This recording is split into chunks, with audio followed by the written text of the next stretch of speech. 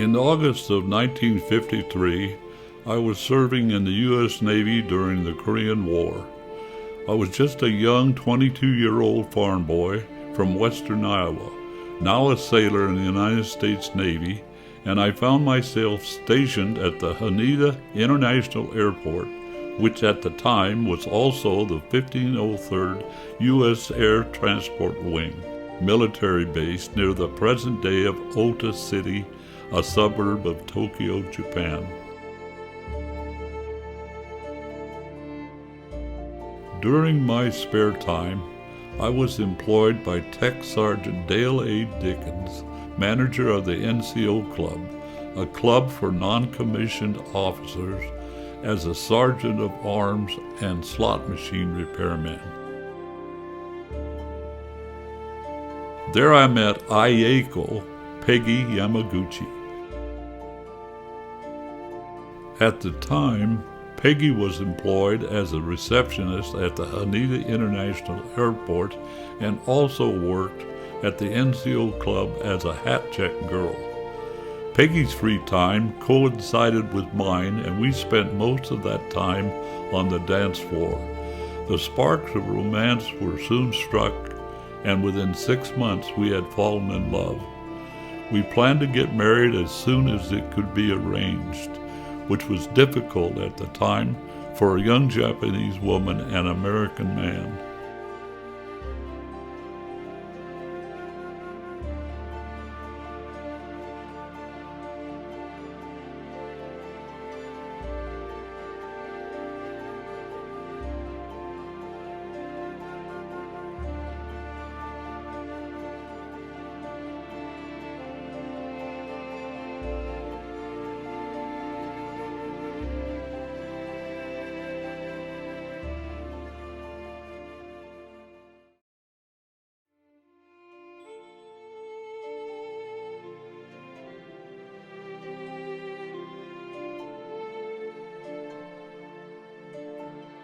I was scheduled to be discharged in September 1954. However, President Dwight D. Eisenhower and the U.S. Navy decided to discharge all Navy personnel 2 months early. In mid-June 1954, I received orders to be shipped back to the States in 1 week. This left Peggy and me with no time to get married. When I boarded that plane to leave Japan, I left a very sad and scared young girl who was shedding many tears and was also pregnant. I reassured her not to worry, as I had saved more than enough money to send for her as soon as I could once back in the States. I was finally discharged from the U.S. Navy on July 9, 1954, and I returned home to the 80-acre family farm near Pisgah, Iowa. Soon after arriving, I ran into deep trouble. I found out that my father had spent all my savings. Before leaving for Japan, I placed my dad's name on my account as a precaution in case I might be killed in the Korean War. I wrote to Peggy and explained what had happened and that I would find employment that provided the best income and would send for her as soon as possible. I soon found a job with a highway construction company and went to work on highways across Iowa and surrounding states.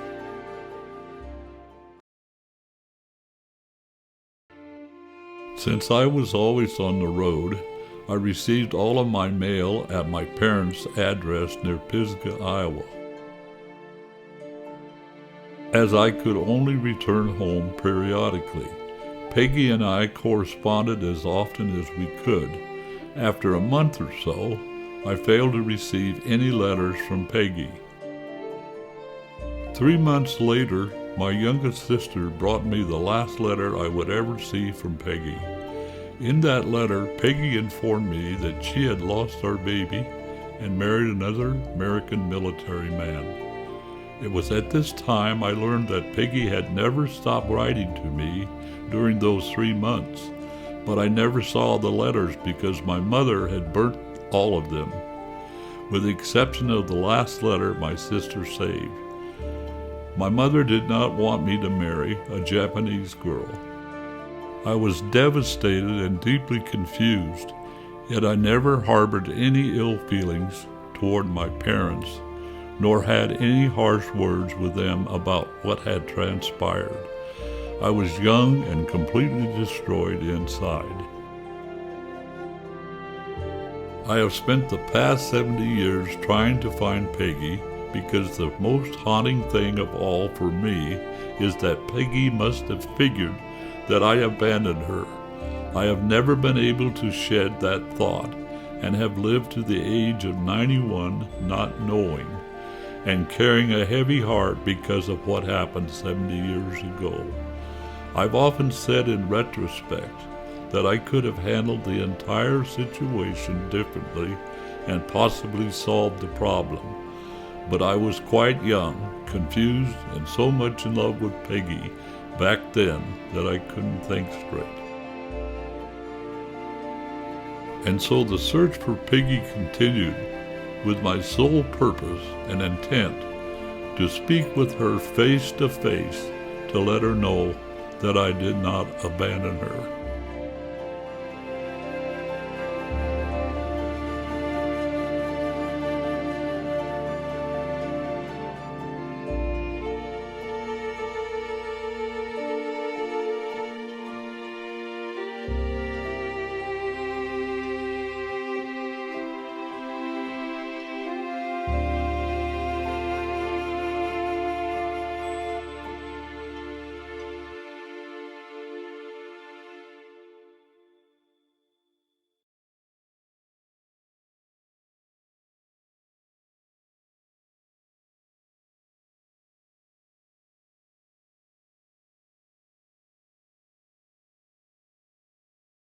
So, Dad, you came home from the Navy, and you got that last letter from Peggy that your sister gave you. And it's been 70 years that you've been searching for Peggy, but take me back to then, and help me understand how frequent you thought about Peggy, wondering where she was or what became of her. And tell me about times throughout the past 70 years that you did think about her, but more importantly, when did you actively start searching for her, and how many times over those 70 years were you actually searching for Peggy? Well, when I found out that Peggy was gone and we weren't going to be together, I was working every day, and I had her on my mind almost every day. I was still single, and I had to figure out where I was going to go with my life, because she had made a decision, and it was over, and but I still had a lot of thoughts about her. I just couldn't forget her in a minute, you know. I thought about her quite a bit, and as time went on, I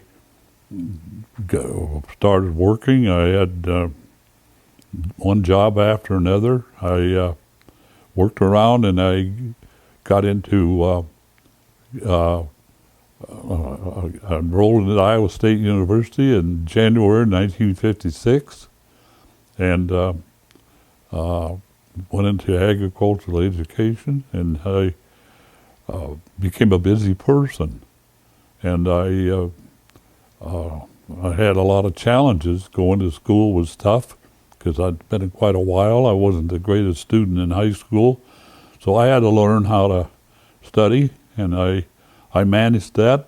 I became a pretty good student, and so I was starting, and I was building a new life. I was a young man yet, and going on with my life, and finished school. Went through quite a few different jobs. Started having children early, and I was busy raising children with minimum income, and but I would still reflect over how I lost her. You know, it was just shut off from it, and so it was on my mind on occasion. Not as much in the early years as it grew as the years went by, and I don't understand. It's kind of like taking root, you know, something that you feel maybe that you were at wrong, or you felt guilty, or you didn't want to hurt somebody that you really loved, and that was always in the back of my mind.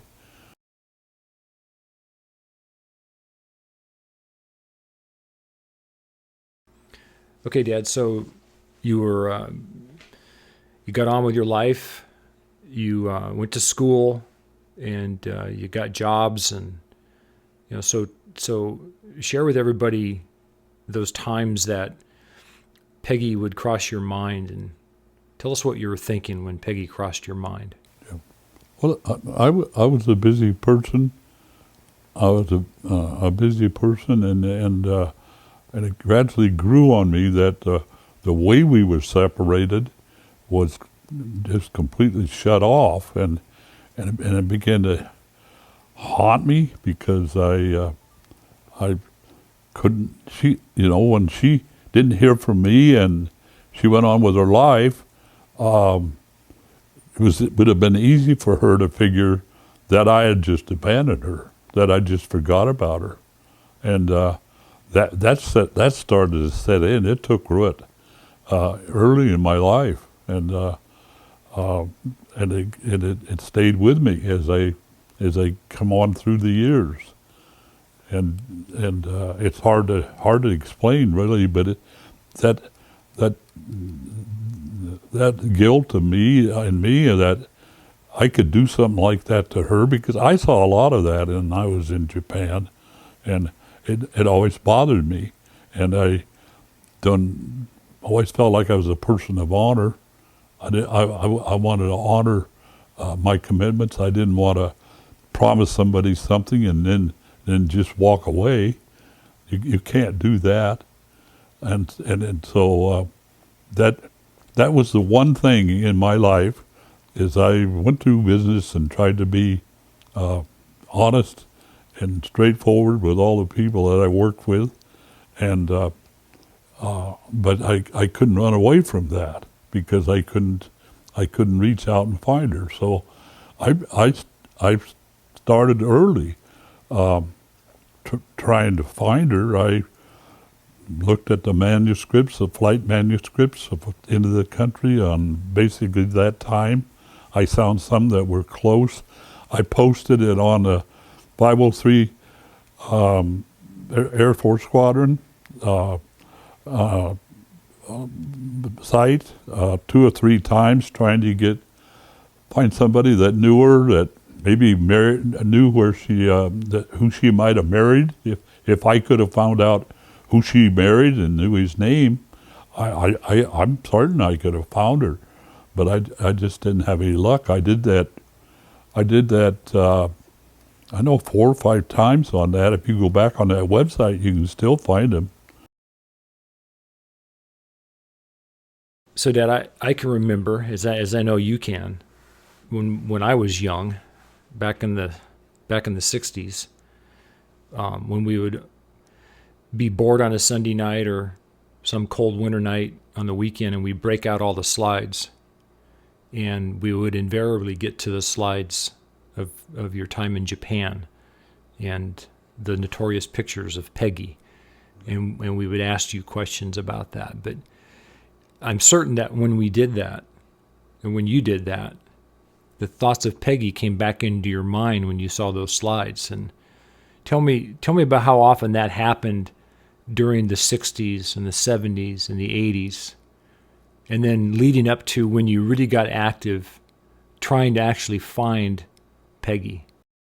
Well, I did have a lot of pictures from Japan, and Peggy was in there a lot, and and I would look at her, and I had to remember all the wonderful time that we did in dancing. We were good at it, and how we fell in love, and I couldn't look at the pictures without that coming back to me. You know, I couldn't, you know, I couldn't just speak out and share that with anybody. I had to take that and keep it to myself, but it was there, and it kept growing as the time went on.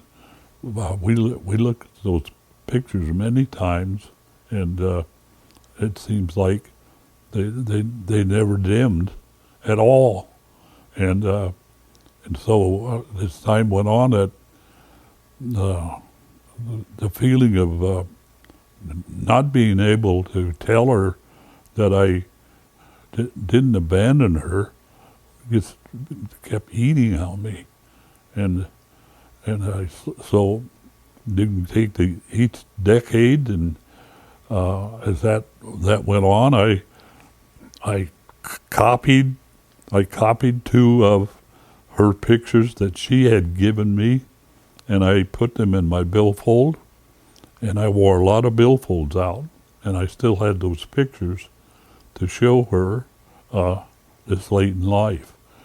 And so it's something that's always been there, you know, and I tried to not bring it up all that often, especially outwardly, because it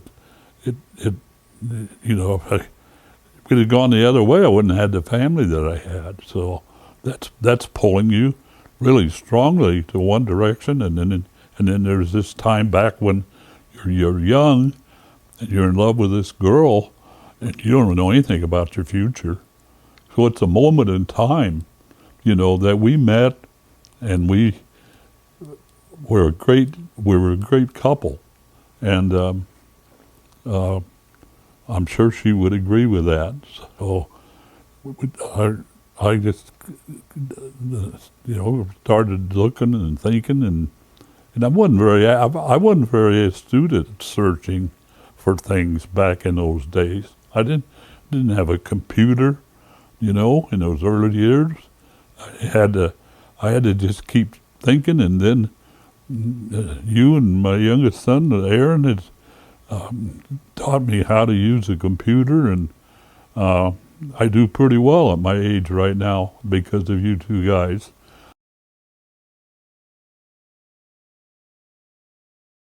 Okay.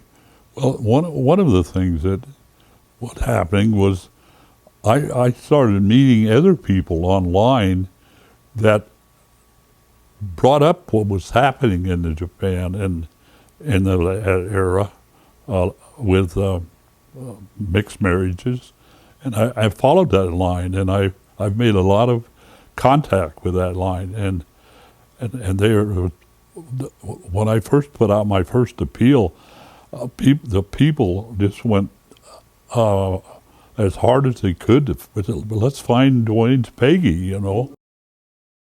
Do you remember what year it was that you really first put out an appeal to find Peggy, or asking for help to find Peggy?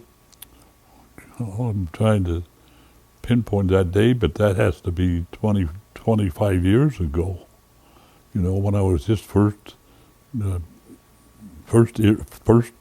time when I could work a computer, and I got on that Yokosuka yesterday and today line, and I put it on there several times.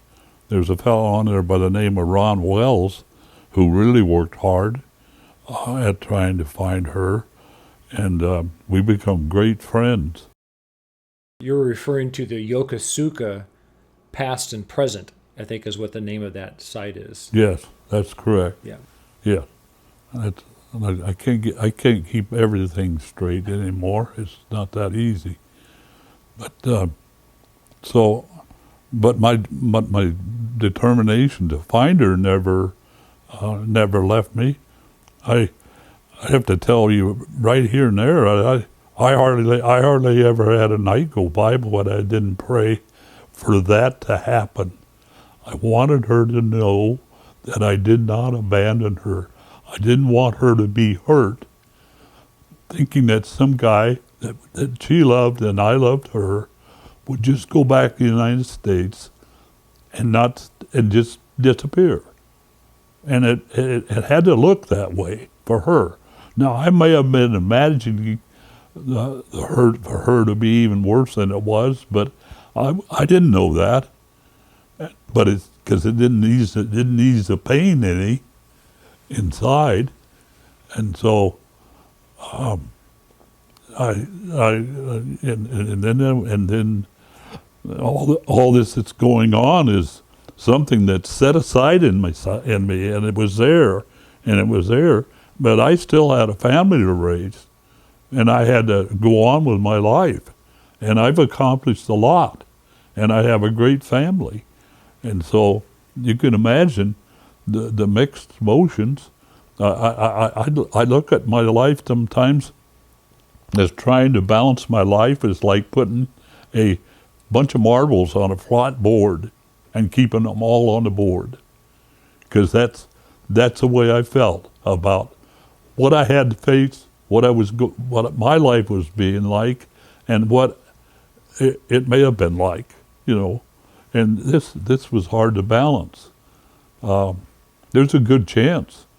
There was a good chance that had I known, this is for everybody, had I known that I didn't have any money when I went home, I don't think I would have come home, because I had been offered a really good job by Pratt & Whitney, the aircraft engine company, to go down to Hong Kong and set up a ready-issue store for parts. And that's the time in the 53 and 54 was when the first commercial airplanes were being flown into Asia, into Hong Kong. And that job was lucrative, let me tell you. And that would have been on the ground floor. But that's just a side shot. But I don't know how many times I reached out to try to find her, but it had to be at least a dozen or more to really find her, And then the finale of this thing is that 91, I posted, and I'm sure you can follow it online because I started it, but saying, for the last time, I'm trying to find this girl. And I gave a good background of it. I think that's the better time that I posted the best picture of her, because anybody out there would know that if they saw her, if she was their mother or related to them, wouldn't have any doubt, because she was young and she was really, really distinct in her appearance. And that's when this last few months, well, not even that, I guess, if I back up, it started, I think, around May 1st, and I have to recognize and thank people on how it happened, because when I posted that, a girl here in town by the name of Nikki Davis, she had an acquaintance with Michelle Bender at Channel 7 in Omaha, and she forwarded that to her, and it was less than 5 hours, and Michelle had got back to me and said she would like to come and interview me on this story, and she did it. She came to my home, right in my den, where I spend most of my time, and film my story and put out a beautiful, beautiful story online, and that took off all over the world, and then the next person and the final person I have to thank is a girl by the name of Teresa Wong out of Canada, who actually is a researcher for the History Channel, and she couldn't go to sleep, so she got up in the middle of the night and started searching, and she had the talent, and it wasn't long, she went through the newspapers, and she found a newspaper clipping.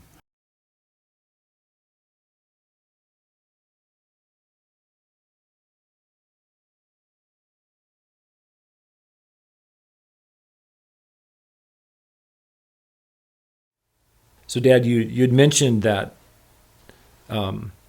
Teresa Wong had found this newspaper article in the Daily Press, I think is the name of the paper in Escanaba, Michigan, about the Tokyo bride coming to Escanaba. And that really was the first domino that started to fall.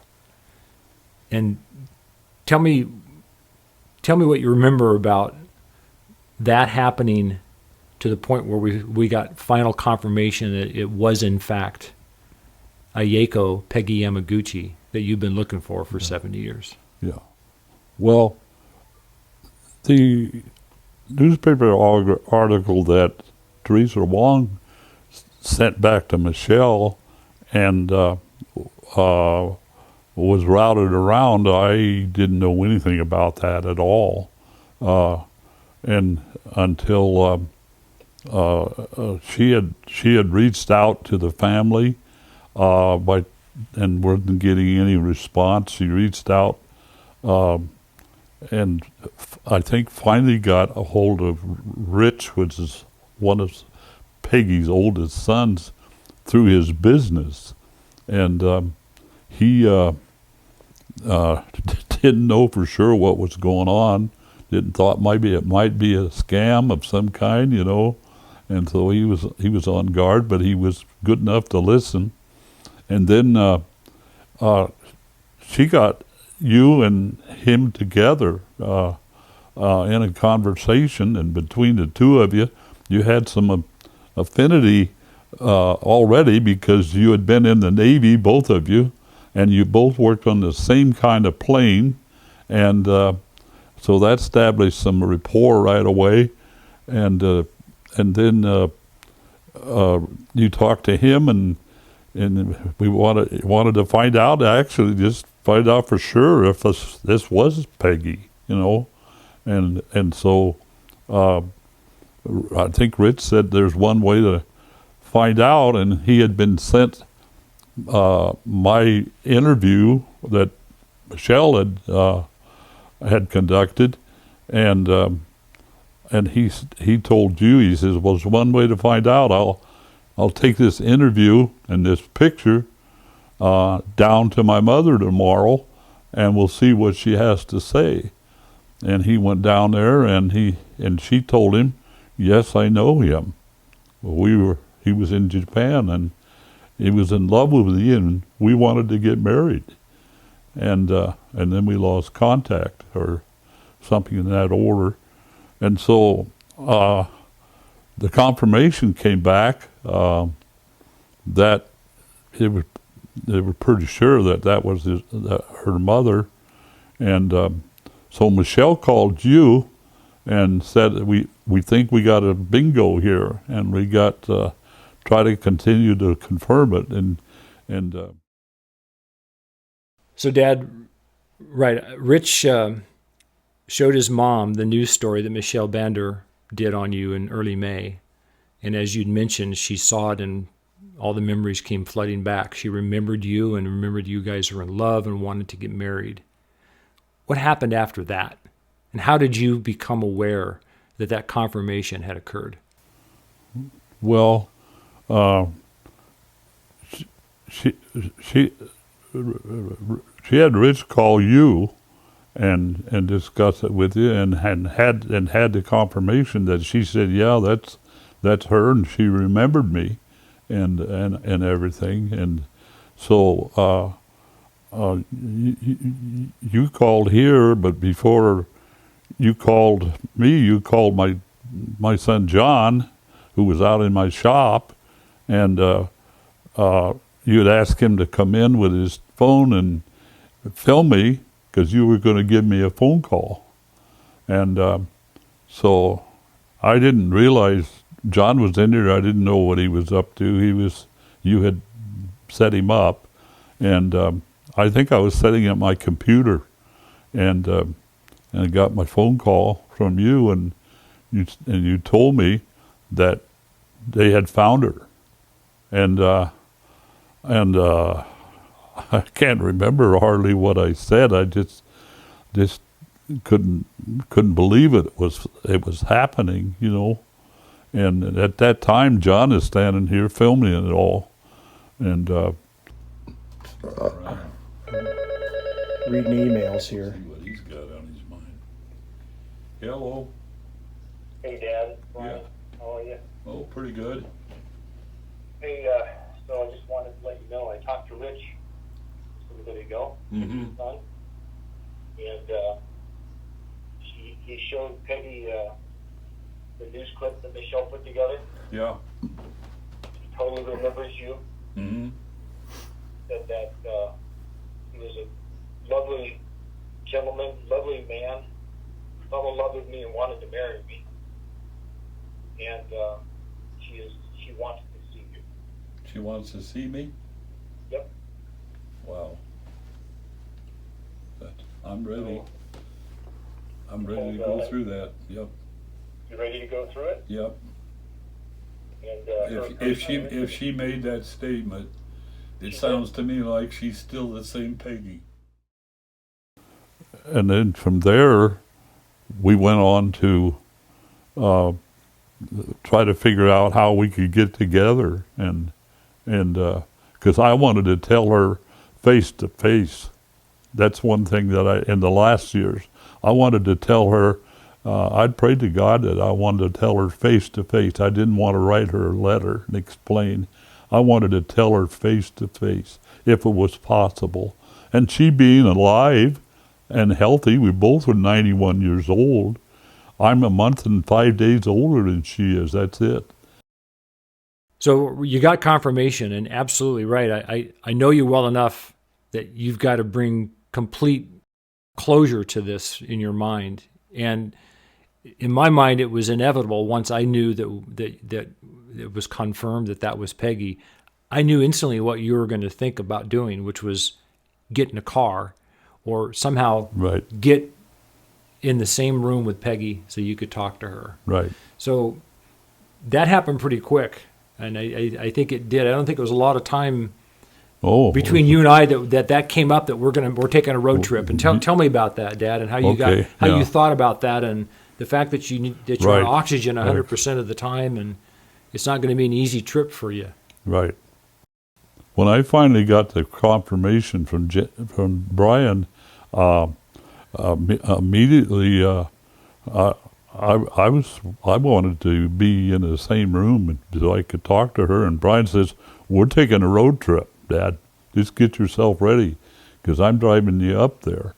And I was apprehensive a little bit about that, because I'm on oxygen all the time, and there's hordes of stuff to pack and travel up there, and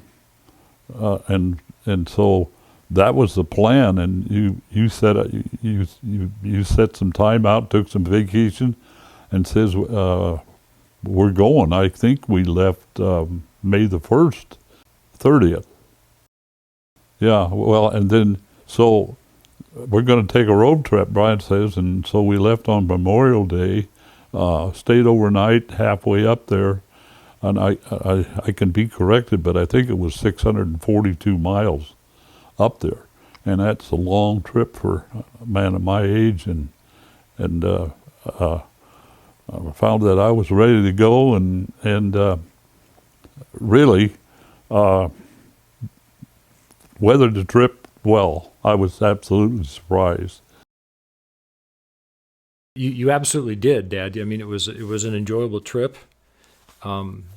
We talked a lot. We'll be sharing some more of the video that we recorded on our way up. I'll be putting more of that into this this video that we're doing now. I have to confess to you, though, since you're 91 years old, that both the nights the 2 nights prior to the June 1st meeting that we had arranged to meet Peggy. I turned my flashlight on my phone and made sure that you were breathing. I was going to get you there one way or the other, and I was just concerned with your oxygen. I wanted to make sure that the sheets were rising up and down on a, and they were, as you know, because here you are here today. Yeah.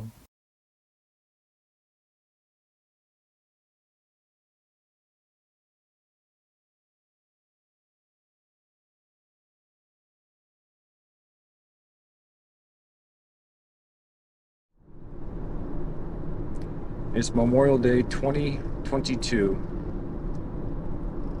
Heading up to Woodbine to pick up my dad, 91 years old, for what will be our last road trip together. All the time growing up, Minburn and living in Woodbine, there's always that inevitable weekend when we were bored. Dad would say, let's break out the slides. And we'd watch all the countless number of, not really watch because they're not movies, they're still slides, slide projector. And he had 25, 30, if not more than that, trays of slides of all of us kids growing up from every place we've lived. And we moved around quite a bit, but there's some classic pictures. John sitting on his stump with a piece of plywood on another stump, eating a bunch of beans without a fork. But the trade that we all of us used to really get really interested in is my dad's Navy pictures when he was in the Navy. And he had an old camera, an old Argus 35 millimeter camera that I have to confess he gave to me, and I have no idea where it is. I wish I could find that camera somewhere.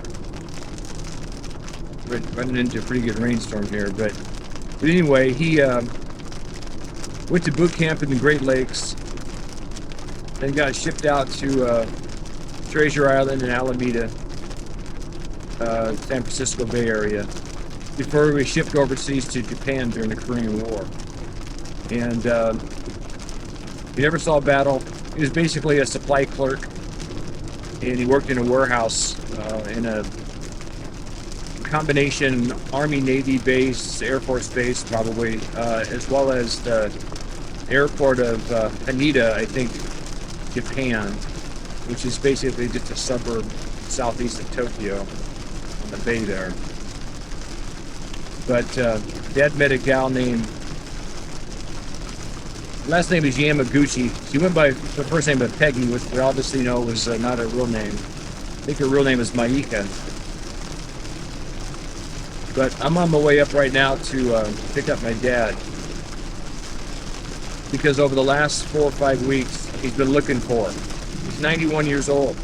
He has no idea whether she's still alive or not. Well, to cut to the chase, she's still alive, and we're on our way up to see her. We've made arrangements with her son, Rich, and we're going to be meeting her around noon on June the 1st up at a hotel resort just a few miles west of Escanaba, Michigan, which is northeast of Green Bay, Wisconsin. So it's about 8:10 Monday morning, May 30th, 2022, driving in a heck of a rainstorm, and I'm going up to pick up my dad for what will be the last road trip he and I have ever taken. And we've taken some few together, some good ones. Fishing trips to Canada, exploring the Mormon Trail where our ancestors traveled back in the 1850s, and all over the place. But this will for sure be my last road trip with my dad. So Dad, how you feel about going on your trip? Well, I've got mixed emotions and aspirations. I'm ready to go any direction on what happens, because that's the only attitude to have, you know. That way you're not disappointed. But the thing that really stands out is that I have prayed for so many years that God would give me a chance to tell her face to face. Not like sending her a letter or anything. Right. I wanted to tell her face to face that I didn't abandon her, and she had to think that happened. The ones that come in that club were master sergeants, and that had some rank and had some money saved up.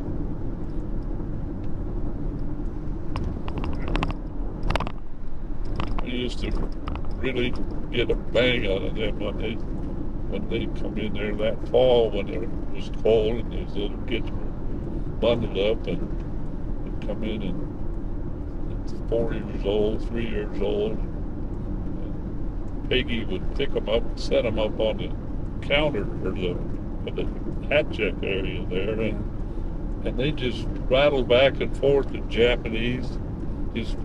I'd stand there just shaking my head.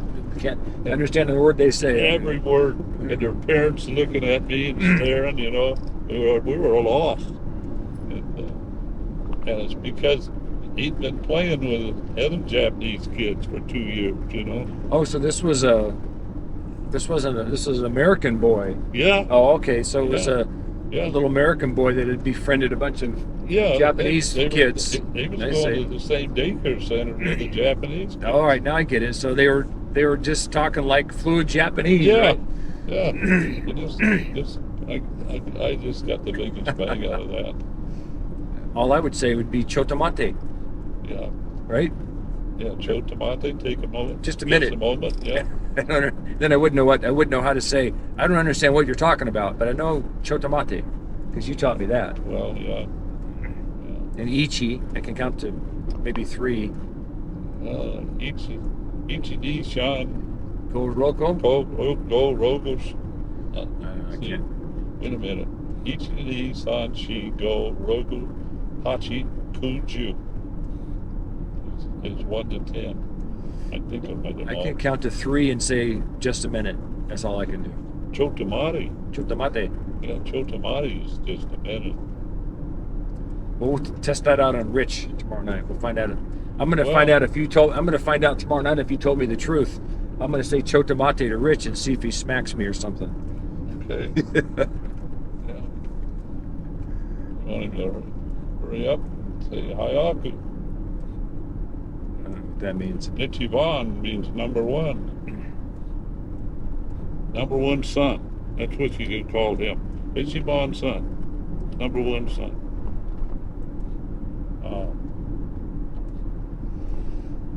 well, the main thing is you want to see her and say that one thing to her, right? Yep. But there's a lot of Japanese words that I remember. I can remember how to say I love you very much. See, the Japanese language, it's really could be backwards. Instead of saying I, first you say you. So anatawa is you. Watashi wa is me.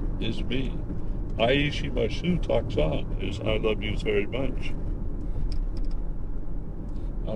I won't tell you some of the other words because I don't want to record it. Yeah, I don't need to know some of the other words. I'm sure you'll learn. Well, that's kind of apparent. So, was one of the first phrases you asked or questions that you learned how to speak in Japanese was, "Hey, when's your old man going to be home?" What's your what? When's your old man going to be home? Oh.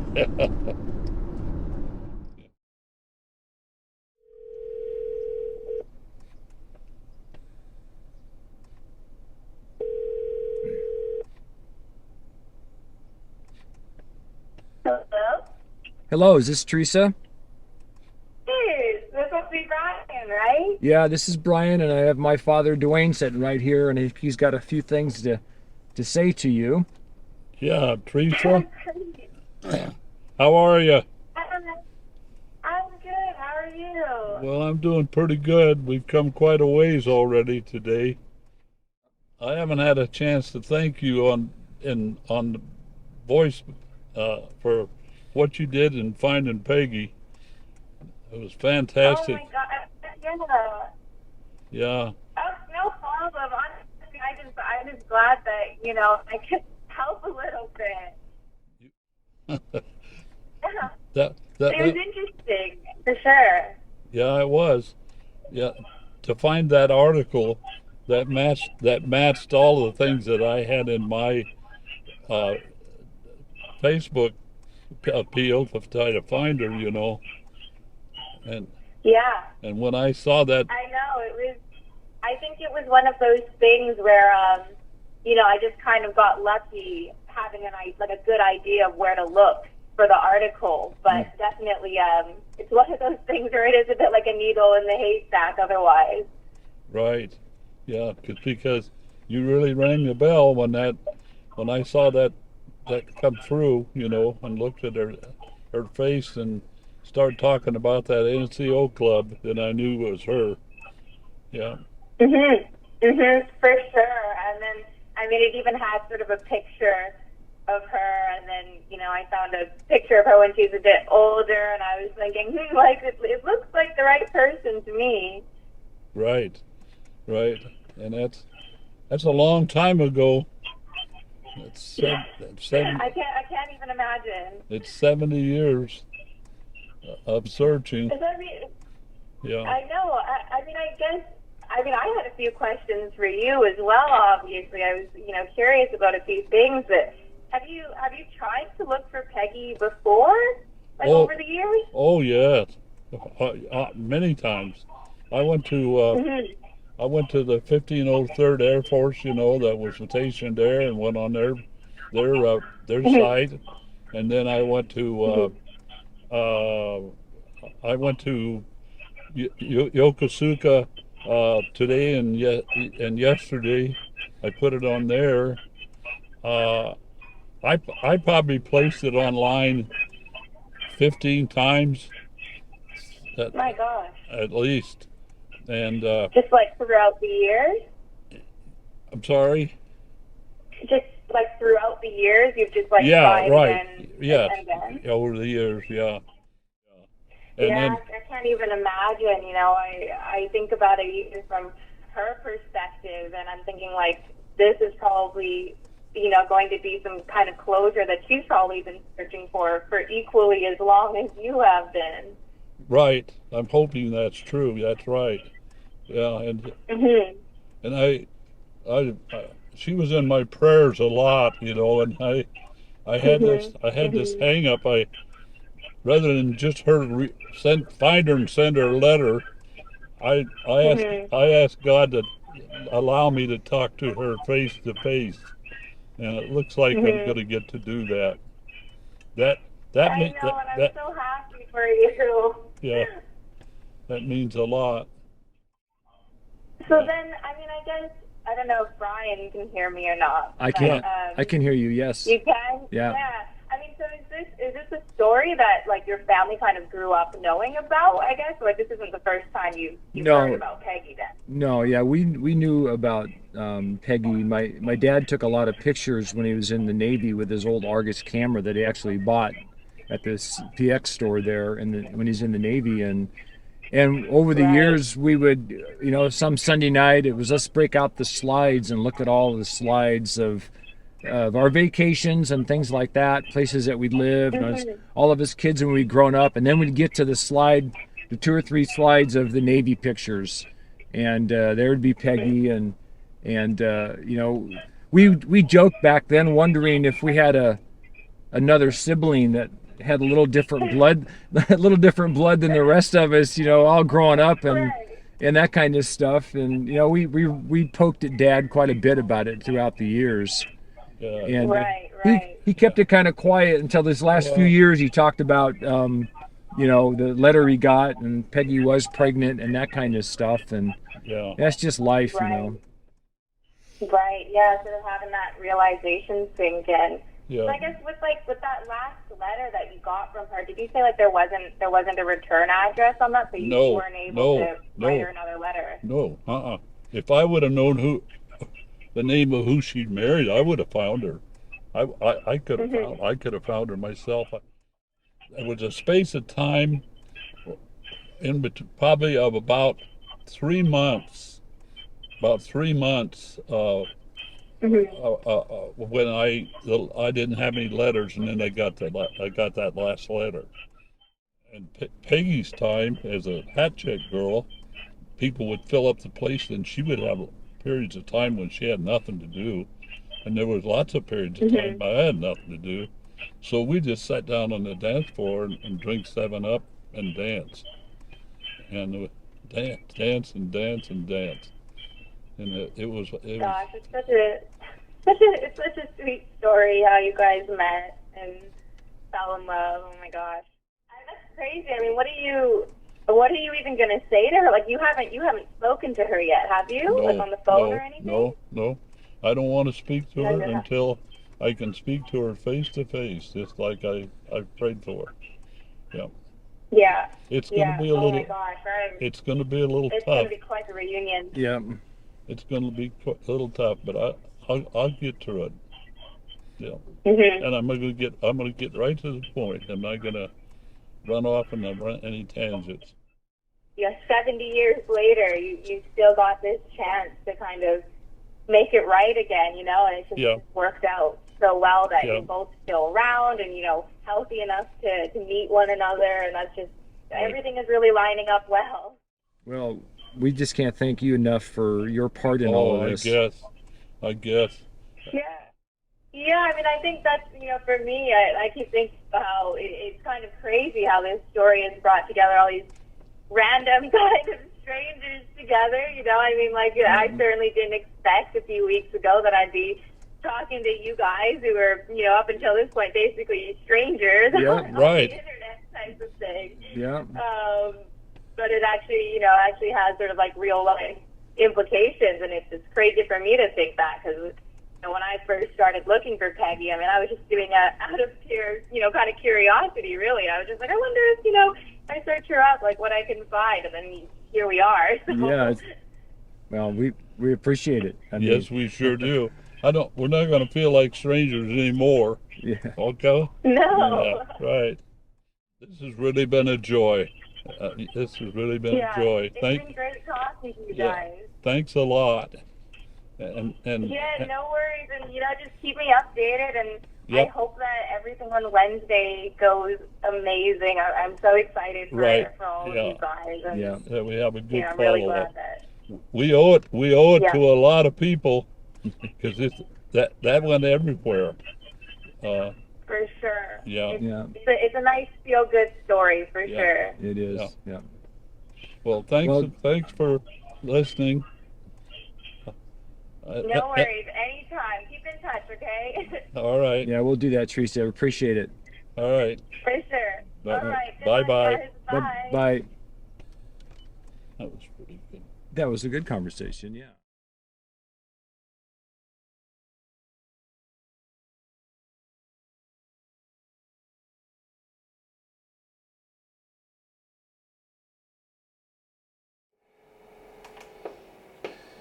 So today's the big day. I guess. Yeah. What's going through your mind? Well, I'm waiting here patiently to hear what Michelle has to say in terms of coaching and comments and setting the scene without trying to get any preconceived ideas of my own. I'm not worried about how I'm going to respond. I don't think at all. That's pretty well driven in me. I've got to get that across. That'll be early. Well, this is your rodeo. Right. Do what you want. Well, it's been a long time. It's been a long time, and a lot of water's been under the bridge. So the last time you guys saw each other, you were where exactly in Japan? I was right in the middle, right outside of the terminal, between my office and the other one. Yeah, In Haneda. Haneda. Yeah, in the Tokyo International Airport and Haneda are one and the same when I was there. The last specific time that you saw her right before you left. Well, tell me about that moment in time. It was about 3 days before I left, and we met and said goodbye for the last time outside of that terminal, between that terminal and that hangar. And because I was You remember what you said? I told her that I loved her and not to worry, and that we'd get her solved, and she was crying and scared. What do you think about that? Like your story, I was saying like your heartache has just captured the hearts of the world, and she's in Canada. I heard from a woman from Japan last night. What is it about you and this story and Peggy that's capturing the hearts of everyone? There's a lot of good people. It doesn't have anything to do with politics at all. But we had hundreds and hundreds.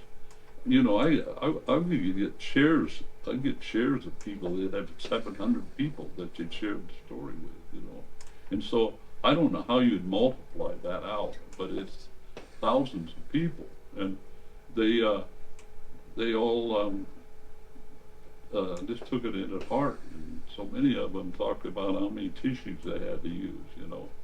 But there's just a lot of good people, and they're human, and they life on Earth is and to be and to know what to be in love, and really be in love when you're 22 years old is really an experience.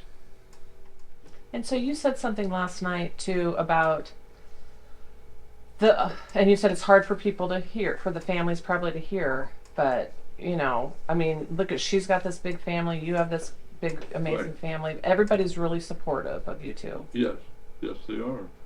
Yeah, and they're going to get really a lot of credit and a lot of praise when I get home for that, because they have really been supportive. It's got to be a mixed emotion thing. I look at my life in a sense, trying to balance a bunch of marbles on a flat board without any falling off. Because of that experience and carrying that through my family, carrying that and carrying 2 pictures of her in my billfold for 70 years, and I'll share those with you too. But there's 2 pictures that Peggy gave me that I didn't take, but she gave them to me. Sorry, I'm so shaky. But there they are.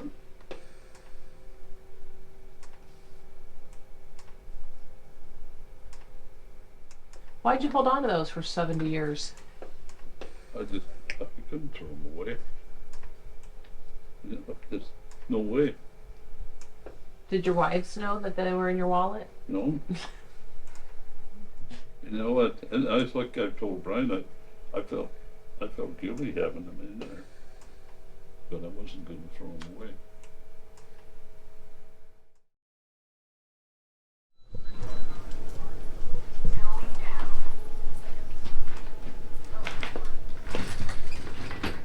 Okay, all right. We're getting in the elevator now. Okay, see you in a sec. She's never used that gimbal before. Is that right? Yeah. Yeah.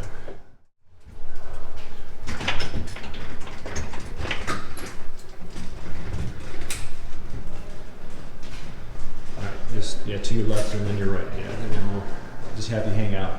We'll see you over there, Steve. To the right, Dad. We're gonna meet him back over there.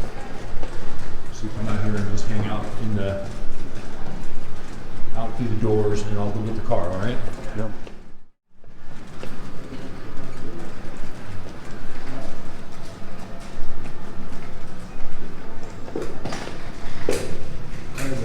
Have a good day, sir. Thank you.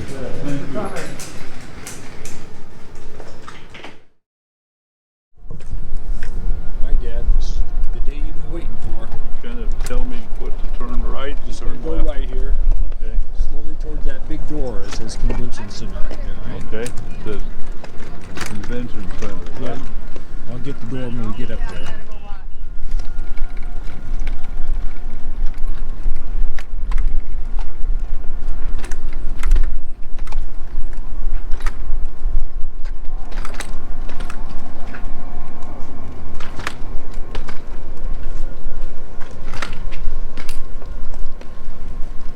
I'm going to go in ahead of you and get in front of you, and then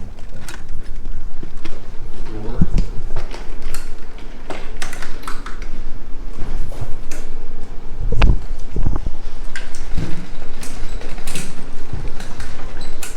Just go right on past me if you can.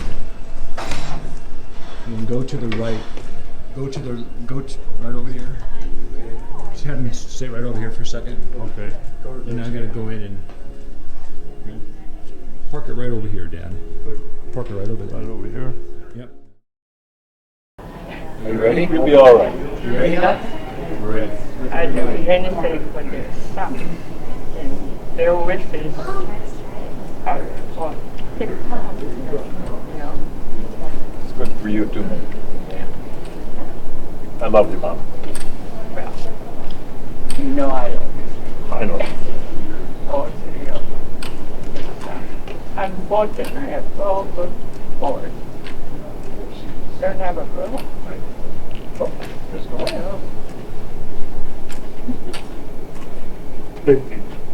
Oh, are you? oh my God. Nice to see you. Yes. Oh, Thank for all of that. yeah. That's it. My God. Well, Long time, this. it's been 70 years. Remember the dance? Oh, yeah. I'm glad you mentioned it first, because we danced for so many hours. Yeah. We wore ourselves out. Beer box. Yep. Yeah, you bet. In the mood to all the old big band's music. You bet. Oh, it's good to see you.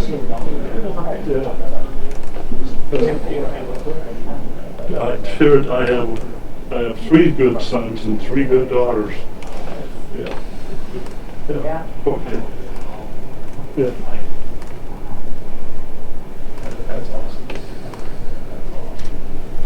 Time.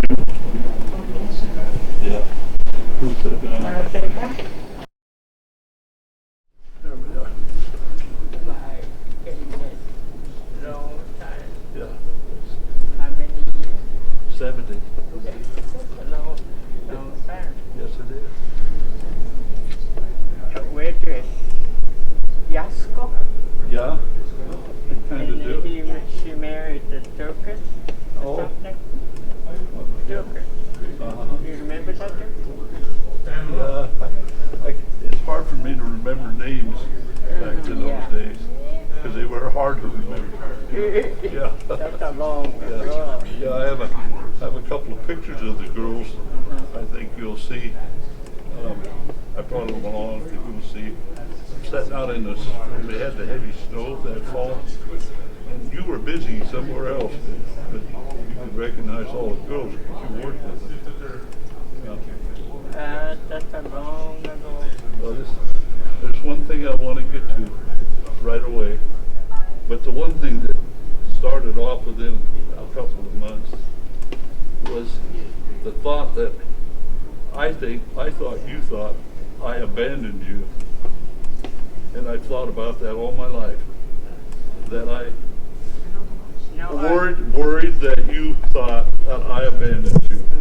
And I'm here to tell you that I didn't abandon just couldn't find you. And that's Your thoughts with all of that and remembering, save all of that picture. yes, You must have loved it. I did. I can ask Thank you. I know you love me. Yeah. Yes. We had so much fun together. Yeah. It was a long time ago, eh? Remember when we danced? I would clear the floor and watch us. You were the best dancer I ever danced with. Nope. I love to dance. I know. I love to dance. I love singing. Right. Yeah. Yeah. You had a great voice. I can remember that. Yeah. About that time, in that era, about the prejudice. It's like the prejudice that was in my mother and my father. I never had a cross word with either one of them. I was really angry, but I just went outside and spent a lot of time by myself. And so I had to go on with my life. Yeah, that was your start anyway. You're Right. trying. Yeah. You know, I thank you for that. Yeah, but I'm 1 month and 2 days older than her. Her birthday is March the 10th. No, yes. My birthday is February the 8th. My God, remember. Yeah. Wow. So Shout. she's what? She's shout. You remember that? Yeah, Remember that one. He remembers your birthday. Yeah, yeah. that's it. Imagine. It, remember all the time.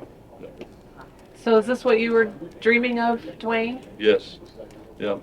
Tell me how I you're. just wished I could dance with her once more, but I can't. I can't move fast enough. I make a We big used to scene. dance. They had the floor. Remember that? Yep. We just took over the floor, didn't we? Think about Yep. that was a long, long ago. Yeah. So do you feel at peace now? I mean, are you glad you got to say? Absolutely. You know what? But I don't think she thinks that you abandoned her. What do you think? Does she, I don't think she thinks that. Well, I don't think she does either. She's kept a lot of memories, and could remember me. So, but that one thought of, because that happened. There was a lot of Japanese girls got abandoned. You know, they just guys. But when I went home, I went home with confidence that I was going to get moved into the United States, and man, I just ran into a wall. Peggy, did you feel abandoned by Duane? Did you feel abandoned? No. What it sent the package and the reason and all of that. It's oh my gosh, all these years. You saved a picture of me. Oh my gosh. So you must have it. Thank you very much. Very much, Duane. Yes, Wonderful. long time. Yeah. Yeah. Right. Yeah. But I think you should show her the pictures. Oh, it's on my billboard. Okay. Look at this, Peggy.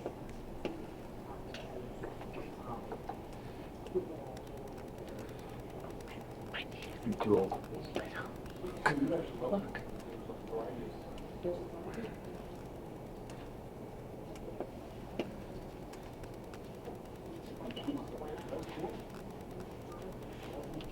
I can't run a computer hardly at all anymore, and I can't write. But You wrote down what? yeah, I wrote a guy's phone number on the back of your picture. It was in my billfold. But there you are. You gave me that picture. When did they give you that? One over there in 1953. Oh my God. You know, That's a great picture of you.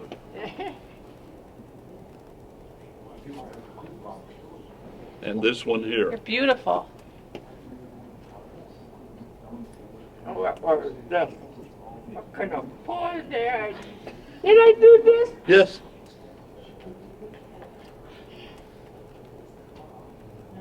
beautiful. That's a beautiful You picture. see? Oh my God. Shame on you. I know. Well, that's all right. Oh, you're hiding it from your wife. No. I love those pictures. He kept those in his wallet for 70 years. That's what he said. First time I've seen him.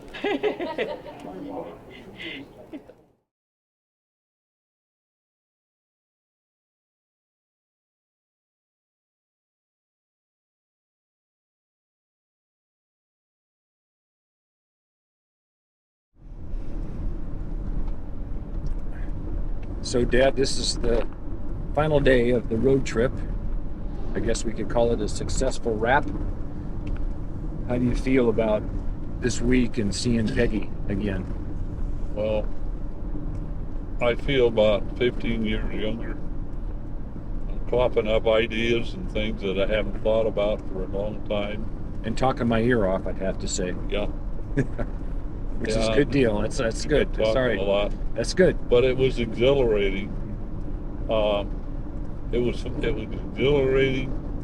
It was a closure. Getting a heavy thing out of my heart, and that may be hard for some people to understand. But you carry a feeling of guilt and accountability. You know that you might affect somebody's life, like abandoning somebody that you love, and have them think about this guy. I thought he loved me, and he abandoned me. That was the thing that was in my crawl, and I think I've always tried to be a good boy when I was young. I tried to be an honorable person. It was great. It was a great experience. Yeah. Yeah, for me, it's just weird that I've actually seen and hugged and heard the voice of a person that, until now, for all of my 63 years, has just been a picture in my mind from all the slides he used to show us, right? And so I was more of an observer watching it. Yeah. Of course, I got it all on film for the rest of the family Well, to see. one of the super things about that was Peggy fell in love with you. She kept saying, "You got a great son. You got a great son." Yeah, I think that's Japanese are honorable people, Yes. and when children do something for their parents, right, it's honoring them. How many more girlfriends do you have? We got to go see. Not a lot. But there are some. There's one in California. All right. Yep. You up for that? Well, I don't think about her very much, but I really like her. Oh, what are you doing Saturday?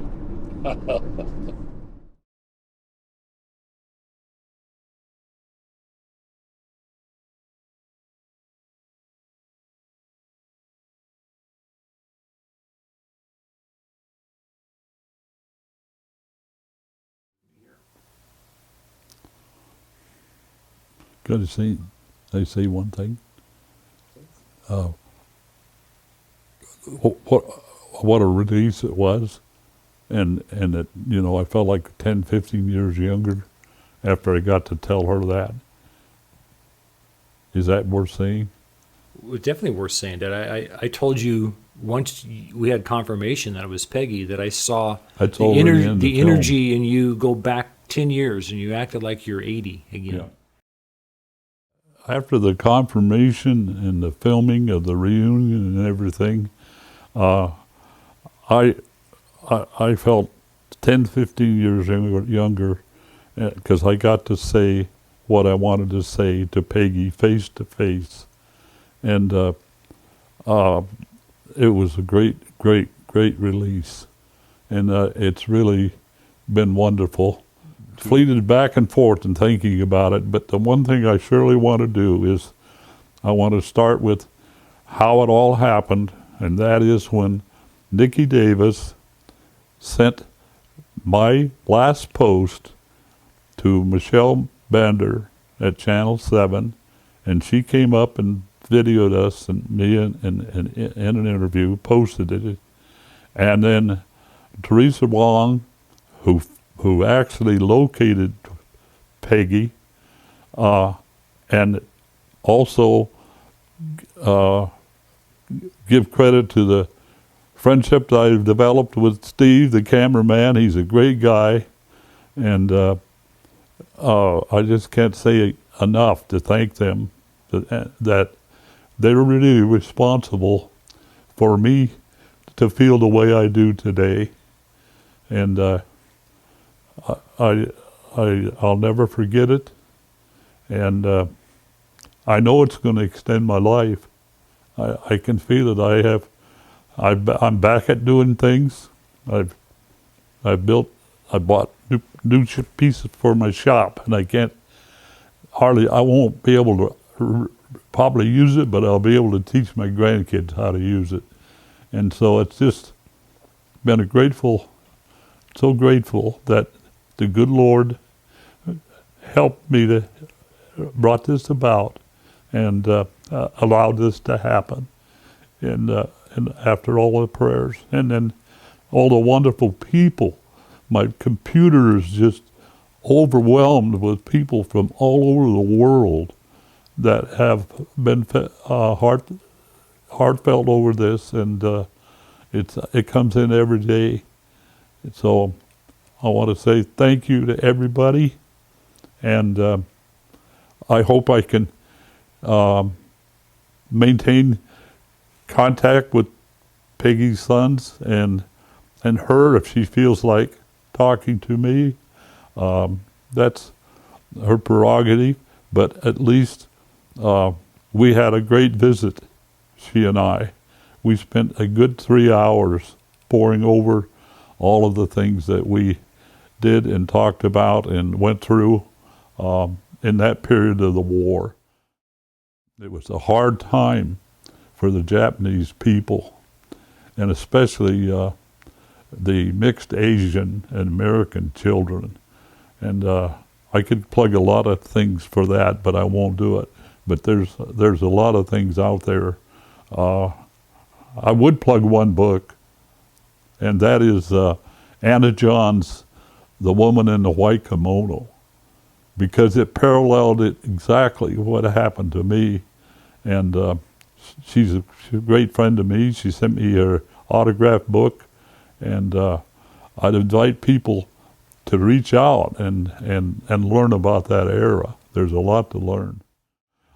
We still have the prejudices in our country today that we need to squelch and look at everybody as equal and build back up our country.